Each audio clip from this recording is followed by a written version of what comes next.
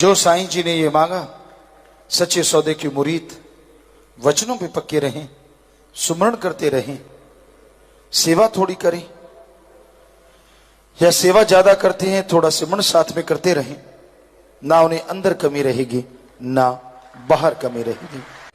और इसका कारण इंसान की श्रद्धा है। वो भगवान कभी किसी से पैसा नहीं लेता, वो भावना देखता है। हमारे हिंदू धर्म में, वेदों में लिखा है कि मालिक से तो मांगना चाहिए, भगवान को देना नहीं, उससे लेना चाहिए। अच्छी धरती, अच्छा पानी, अच्छी हवा, अच्छी तंदुरुस्ती, अच्छी संतान भगवान से मांगना है तो भगवान को मांगो। ये कहीं नहीं लिखा भगवान को कुछ दो। ये तो आदमी हैं जो खाली बैठ के खाने वाले। कोई सज्जन बताए क्या भगवान अल्लाह वाहिगुरु गॉड को आपने पैसा उठाते देखा है? सवाल ही पैदा नहीं होता। वेदों में लिखा है, इस्लाम धर्म में साफ साफ लिखा है, अल्लाह रहमो करम का दाता, दाता देने वाला। अल्लाह रहमो करम का दाता है। कायदे से मांगोगे तो आपके दामन छोटे पड़ जाएंगे, उसका रहमो करम मूसलाधार बरसता जाएगा। सिख धर्म में लिखा है, जो मांगे ठाकुर अपने से, सोई सोई देवे, लेवे नहीं देवे। ईसाई धर्म में लिखा है, गॉड लेता नहीं देता है। पता नहीं फिर ये क्यों रीत चली हुई है। श्रद्धा भी कभी चढ़ाई जाती है, कहते नहीं हमारा मतलब पैसे चढ़ाओ। तो इस कलयुग में श्रद्धा, दूसरे शब्दों में पैसे, जबकि ये 100% झूठ है। श्रद्धा ये नहीं होती। श्रद्धा भावना, जैसे आपका बेटा बीमार हो जाता है, कैसे आपकी आंखों से आंसू बेअख्तियार चल पड़ते हैं। डॉक्टर कह दे लाइलाज है, कैसे बिन पानी की मछली की तरह आप तड़प जाते हैं। वो जो आप तड़प रहे हैं, वो जो आप रो रहे हैं, वो आपकी बेटे के लिए श्रद्धा है, भावना है। ऐसी भावना जो आप अपने बेटे के लिए रुपए में 100 पैसा पैदा कर लेते हैं या पैदा हो जाती है ऑटोमेटिकली, ऐसी भावना भगवान अल्लाह के लिए, ऐसी श्रद्धा 100 नहीं 15-20 पैसे भी अगर आप अपने अंदर पैदा कर लो तो मालिक आपके आगे आके खड़ा हो जाएगा। ये है श्रद्धा, ये है भावना। पर लोगों को लूटने के लिए सत्संगों का प्रोग्राम लोगों ने बना रखा है। सत्संग करेंगे, गुरुमंत्र देंगे, बदले में लाखों करोड़ों रुपए। संत पीर फकीर साफ साफ कहते हैं कि भाई आप आओ, तन मन धन से परहित परमार्थ करो। और वो परमार्थ, जगह जगह नशा छड़ाऊ केंद्र बन रहे हैं, खून दान हो रहा है, मरणोपरांत आंखें दान है, शरीर दान है, बाईपास सर्जरी तक जो आर्थिक तौर पे कमजोर है उनका फ्री है साध संगत की तरफ से। तो ये अपने आप में बेमिसाल बात है। कोई विधवा है, उसकी बेटियों की शादी यहां साध संगत करवा रही है, आर्थिक तौर पे कमजोर उनके बच्चों को पढ़ाया जा रहा है। तो ऐसे बहुत से काम हैं। तो ये है परहित परमार्थ जो धर्मों में लिखा है। ये है मालिक की इनडायरेक्टली सेवा करना, नर सेवा नारायण सेवा। उस भगवान की, अल्लाह की, राम की सेवा कोई क्या करेगा? वो तो सबको बनाने वाला है। पर अगर फिर भी आप करना चाहें तो उसकी औलाद सृष्टि का भला करो। भूख से तड़फता हुआ, चाहे वो पशु है, पक्षी है, आदमी है, उसे खाना खिला दीजिए, प्यासे को पानी पिला दीजिए। वो जो आपने पानी पिलाया, वो जो खाना खिला दिया, वास्तव में सच्चा दान है। और बदले में फल ना मिले, हम 100% आपको गारंटी देते हैं। तो ये है हकीकत। आज बहुत जगहों पे लोग हकीकत से दूर कर रहे हैं, असली बात नहीं बताते। अगर बताएंगे तो फिर पैसा कहां से खाएंगे? इसलिए लोगों को कहते हैं 1 के बदले 10 मिलेगा। तो साईं जी ने यही तो बताया कि ये झूठ है। और हम भी आपकी सेवा में यही अर्ज करते हैं, सदगुरु यही कहलवाते हैं। अगर आपको कोई कहता है 1 के 10 मिलेंगे, तो आप 1 लाख दे दो और सामने झोली फैला के खड़े हो जाओ। वो कहेगा क्यों खड़े हो? अजी आपने कहा है 1 के 10 मिलेंगे, मैंने लाख दे दिया, 10 लाख दो मुझे वापस। वो कहेगा घर जाके मिलेंगे, जो सामने नहीं दे सकता घर की गारंटी क्या मान सकते हैं आप? वो घर जाके दे देगा। तो ये सब ठगी का सौदा है।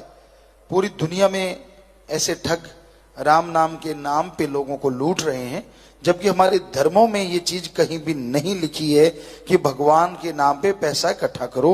वहां तो ये लिखा है भगवान तो देता है, मांगने का तरीका बता दो, अपने आप मांगते रहो तो मालिक देता रहेगा। तो ये सच्चा सौदा में सर्वधर्म संगम, कोई ऊंच नीच नहीं, कोई छोटा बड़ा नहीं। हिंदू मुस्लिम सिख ईसाई सभी धर्मों के मजहब के लोग यहां बैठ के अल्लाह कह सकते हैं। पास वाला वाहिगुरु बोल दे, कोई हर्ज नहीं, दूसरा राम बोल दे, तीसरा गॉड बोल दे। लेकिन दुनिया में ऐसा नहीं। मस्जिद में जाके आप राम राम नहीं गा सकते, मंदिर में जाके अल्लाह नहीं बुला सकते, और आप गिरजे में जाके वाहिगुरु नहीं गा सकते, और गुरुद्वारे में जाके आप गॉड गॉड नहीं गा सकते। क्योंकि ये असूल बने हुए हैं कि वहां तो वही चीज बोली जाएगी। सुमरन और सर्वधर्म संगम, सभी को आपस में प्यार करो, बेगर्ज नहीं, स्वार्थ, कोई ऊंच नीच नहीं, कोई छोटा बड़ा नहीं, सब एक मालिक की औलाद हैं और एक ही सबका मालिक है। रे उम्र बीत चली रे चली, छोड़ संसार बड़ी तेज रफ्तार, दिन रात पे सवार होके चली रे। समय गुजरते देर नहीं लगती। लोग आम तौर पे कहते देखा गया है, यार अभी कल की तो बात है।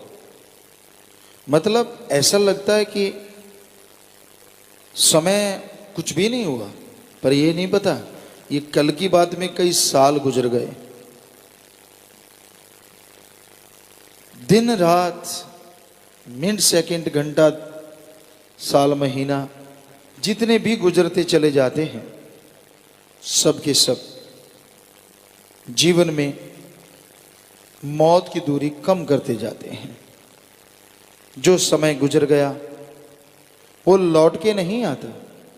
जो श्वास इस जिस्म में जीव ने ले लिए वो दोबारा उस जीव को लेने के लिए नहीं मिलते, वो तो चले गए। जैसे एक मटका है, उसमें जरा सी तरेड़ आ जाए तो बूंद बूंद पानी टपकता रहता है, कम होता रहता है, और एक दिन मटका बिल्कुल खाली हो जाता है। उसी तरह बेशकीमती श्वास इंसान के हर सेकंड, मिनट, घंटा, दिन, महीना, साल गुजरते जा रहे हैं, गुजरते ही जा रहे हैं। इसे मालूम नहीं पड़ता कब घड़ा खाली हो जाता है। ये तो अपनी नीच हरकतों से, पर जो मन के मारे होते हैं वो बेचारे नहीं, बल्कि मन रूप बन के बुरा हाल उनका होता है। यानी एक तरह वो मन बन जाते हैं, हर टाइम बुरी सोच, हर टाइम गलत सोच। जो साथ बैठेगा उसको भी पटा देना, उसको भी बर्बाद करना, खुद भी बर्बाद होना। संतों के वचनों को नहीं मानना।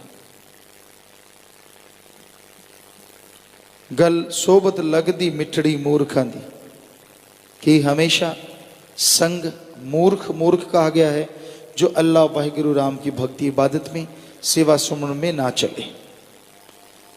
सत्संग वल्लों पैर खिसकाई जाने, सोबत लगदी मिठड़ी मूर्खां दी। मन कभी जीत ही नहीं सकता। तो चाहे आप गृहस्थी हैं, चाहे त्यागी तपस्वी ब्रह्मचारी हैं, कोई भी हैं, जब तक सत्संग सुनोगे नहीं, कलयुग में सुमरन सेवा करोगे नहीं, मन का कोई भरोसा नहीं किसको कब दगा दे जाए। इसलिए मन के हाथों ना चलो। सारा टाइम होता है बातें करने के लिए, चुगली, निंदा, बुराइयां, सारा सारा दिन लोग करते रहते। खा लिया, पी लिया, दूसरों की बुराइयां गा दी, उसकी गा दी, इसकी गा दी, फलां की गा दी। पर बस वही बात, सोबत लगदी मिठड़ी मूर्खां दी, पैर सत्संग वल्लों खिसकाई जाने। तो हमेशा सत्संग से दूर रहता है, और इसके बदले इंसान अपनी बेड़ी में बट्टे डालता रहता है।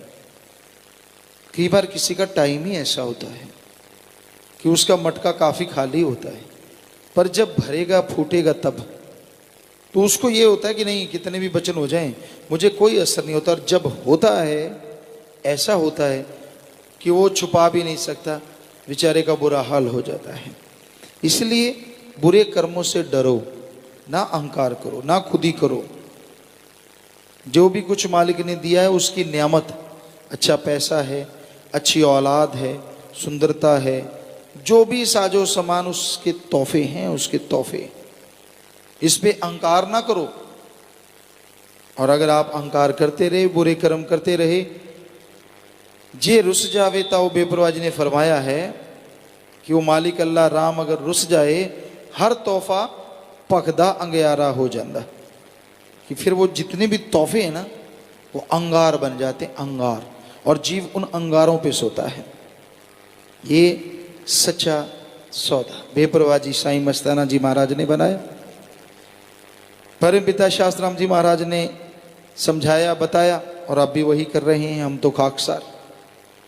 लेकिन ऐसा कलयुग आ गया, ऐसा घोर महाघोर कलयुग, कि लोग अपनी अकल, अपना दिमाग, अपने आप को शातिर समझते हुए बात नहीं सुनते फकीरों की। तो ये घोर कलयुग है, ये भयानक कलयुग। इसमें दीन ईमान मजहब मन माया काम वासना क्रोध लोभ मोह अहंकार बने हुए हैं। हाँ जी कहना आसान है, पर सच में हाँ जी बोलना तलवार की धार पे चलना है। जी हजूरिये बनना कोई बड़ी बात नहीं, पर हाँ जी कह के वचनों पे चलना बहुत बड़ी बात है। और यकीनन जो इस घोर कलयुग में वचन सुन के अमल करेंगे, घर परिवार में, उनके अंतःकरण में खुशियां उनके ही छाएंगी, बाकी तो खाली रह जाएंगे। अपने मन को जरा समझा ले ए मूर्ख बंदे, अपने मन को समझा, कुछ अपना आप बना ले। ये जो तू चतर चलाकियां करता फिरता है, जो उस रब नाल ठगियां क्यों मारे बंदिया, कभी छुप के, कभी इधर, कभी उधर, कभी फलां, पल पल की खबर है उसे। तू जो छुपा छुपाई खेलता है, ऐसे कर्मों की मार पड़ेगी, तू खुद ही बताएगा, छुपाया जाएगा ही नहीं, रोता फिरेगा, तड़पता फिरेगा, मर्रम नहीं मिलेगी। मिर्ची लग जाए, हरी मिर्ची खाओ कभी, कई जीव खाते हैं और बड़ी तेज होती है, तो फिर कुछ भी खाते रहो, काफ़ी देर उसका असर रहता है। मीठा खा लो, दूध पी लो, जो मर्जी, एक बार लग गई ना जीभ पे, जल्दी से छूटती नहीं, कहीं तो मड़मड़ के धोते हैं, यार क्या हो गया। उसी तरह भाई जब पड़ी ना उसकी मार, तो कितना ही छुड़ाए छुड़ाना, फिर नहीं बचोगे। तो अच्छा है ये चतर चलाकियां छोड़ दो, ये बुरे कर्म करने छोड़ दो, कुछ नहीं पड़ा इनमें, कहीं ऐसा ना हो ऐसी मार पड़े चलाकियां धरी धराई रह जाएं। बुरे कर्म करने छोड़ो, हमारा कहने का मतलब बुरे कर्म ना करो, गलत चीजें ना करो, सत्संग में जिनसे रोका जाता है वो कर्म ना करो, जो कहा जाता है वो करो। फिर देखो कैसे आपके चेहरे पे खुशियां आएंगी, कैसे नूर आएगा, और कैसे मालिक की दया में रहमत आप पे मालो माल बरसती नजर आ। पिता परमात्मा, ओम हरि अल्लाह वाहिगुरु गॉड खुदा रब, सब उस सुप्रीम पावर के नाम है, उस शक्ति के नाम है जिससे पूरी सृष्टि को, खंडों ब्रह्मांडों को, देव महादेव को शक्ति मिलती है। वो भगवान, वो मालिक कण कण में, जर्रे जर्रे में मौजूद है। ऐसी कोई जगह नहीं, यहां वो नहीं, पर देखने वाली आंख होनी चाहिए। सो अखियां बेअन जिन डसींदो मां पीरी, वो आंखें और हैं जिनसे परमपिता परमात्मा नजर आता है। अब इंसान सोचे, आंखें तो दो ही होती हैं, कौन सी हैं वो आंखें, कहां हैं वो आंखें जिनसे मालिक नजर आता है। आंखें यही हैं जब इसे बंद करके परमपिता भगवान की याद में हम लगाते हैं, तो इस जगह को 10वां द्वार, तीसरा नेत्र, ज्ञान चक्षु, मेहराब, very very deep sleep point, अलग अलग धर्मों में अलग अलग नाम दिया गया। जब इस जगह पे लगा के आंखें बंद करके समाधि में बैठा जाता है, शब्द, गुरु मंत्र, कलमा मेथड ऑफ मेडिटेशन दोहराया जाता है, और उन आंखों से फिर लासानी दुनिया नजर आती है, फानी नहीं। सब सच नजर आता है, मालिक नजर आता है। सारे धर्म एक ही बात कहते हैं कि वो मालिक हर जगह है, भक्ति द्वारा देखा जा सकता है। हिंदू धर्म में वेदों में लिखा है प्रभु कण कण में है। इस्लाम धर्म में लिखा है अल्लाह ताला जर्रे जर्रे में मौजूद है। सिख धर्म में लिखा है वाहिगुरु के बिना कोई जगह नहीं, और ईसाई धर्म कहते हैं गॉड इज एवरीवेयर, हर जगह है वो, कोई जगह उससे खाली नहीं। पर कई लोग अहंकार में चंद पुस्तकें पढ़ के, थोड़ी पढ़ाई करके ये सोच लेते हैं भगवान है ही नहीं। मास्टरेट की डिग्री लेते हैं, डॉक्टरेट की डिग्री लेते हैं, जिंदगी के कम से कम 20-25 साल लगाते हैं, तब जाके वो डिग्रियां मिलती हैं। डिग्रियां तो हो सकता है किसी और तरीके से आप हासिल कर लें, लेकिन फिर भी पढ़ने में समय तो लगता ही है। तो आप एक छोटी सी डिग्री डॉक्टरेट की हासिल करने के लिए जिंदगी के 20-25 साल लगा देते हैं, और भगवान को पाने के लिए, अल्लाह वाहिगुरु को पाने के लिए आपने समय कितना लगाया, जरा बताएंगे? आपने 25 महीने लगाए, फिर बैठे बैठे कह देते हो वो तो है ही नहीं। डिग्रियों के लिए 25 साल और परमात्मा के लिए 1 साल भी नहीं, और फिर ये कह देना कि वो तो होता ही नहीं, पाखंडवाद है ना? अज्ञानता की बात, मूर्खता की बात। बीज बोया ही नहीं, फसल आएगी कैसे आएगी भाई? बीज तो बोना पड़ता है। पढ़ाई की नहीं, डिग्रियां मिलेंगी कैसे मिलेंगी? पढ़ना तो जरूरी है, रिजल्ट तो तभी आएगा ना जब पढ़ के पेपर आप देंगे। तो हर कार्य में ठीक है सब कुछ, लेकिन भगवान परमात्मा की तरफ इंसान बड़ा अजीबोगरीब है, कुछ नहीं किया होता, धर्म की ABCD पता नहीं होती, पाखंडवाद में डूबे रहते हैं। पाखंडी किसे कहा जाता है? बहुत तरह का पाखंडवाद फैला हुआ है। ओम हरि अल्लाह वाहिगुरु के नाम पे पैसा लेना पाखंडवाद है। हमारे धर्मों में कहीं नहीं लिखा कि वो लेता है। हिंदू धर्म में हमने पढ़ा अच्छा पानी, अच्छी हवा, अच्छी तंदुरुस्ती, अच्छी संतान मांगना है तो भगवान से भगवान को मांगो। इस्लाम धर्म में लिखा है अल्लाह ताला रहमो करम का दाता है, कायदे से मांगोगे तो इतना रहमो करम बरसाएगा, दामन छोटे पड़ जाएंगे, मूसलाधार रहमो करम बरसता चला जाएगा। जैसे ये हमारे धर्मों में लिखा है, ऐसे हमारे सिख धर्म में लिखा है जो मांगे ठाकुर अपने से सोई सोई देवे, लेवे नहीं देवे, कि उसे सही ढंग से मांगिए, सच्ची तड़प से मांगिए, अंदर बाहर किसी चीज की कमी नहीं आने देता। ईसाई धर्म में लिखा है गॉड देता है लेता नहीं। हर धर्म में यह लिखा है, पर आज पाखंडवाद का बोलबाला है। लोग जो धर्म की भाषा है वो बोलना सीख लेते हैं, धर्म का पहनावा पहनना सीख लेते हैं, पर उनके अंदर कायदा कानून कुछ भी नहीं होता, धर्म की ABCD नहीं होती। जिसको देखा उसकी निंदा, इधर बैठा उसकी निंदा, उधर देखा उसकी निंदा। ये किस धर्म में लिखा है? आप जिस धर्म के हो क्या उस धर्म में लिखा है किसी की निंदा करनी चाहिए? हिंदू धर्म में साफ लिखा है पर निंदा 100 गौ घात समाना, कि पराई निंदा, अपने को छोड़ के किसी और की निंदा करना 100 गौ के घात करने के समान एक पल है। सिख धर्म में तो पवित्र गुरबाणी में पेज के पेज भरे पड़े, पृष्ठ के पृष्ठ भरे पड़े, निंदा भली किसी की नाही मनमुख मुग्ध करन, मुंह काले तिन निंद का नरके कोहर पवन। किसी की भी निंदा करना अच्छे नहीं। कौन करता है? मनमुख मुग्ध, मूर्ख, महामूर्ख होते हैं वो। मनमुख मुग्ध करन, मुंह काले तिन निंद का नरके कोहर पवन। लगती है ना मिर्ची गुरु साहबानों के सच्चे वचन सुन के, हिंदू धर्म में सच्चे वचन सुन के, कि वो मूर्ख होते हैं और वो यहां वहां दोनों जहां में नरक के अलावा कुछ भी नहीं। और जो सुनते हैं उनकी हां में हां मिलाते हैं, वो भी वैसे ही होते हैं। क्यों करते हैं आप किसी का बुरा? क्यों सोचते हैं? क्यों निंदा करते हैं?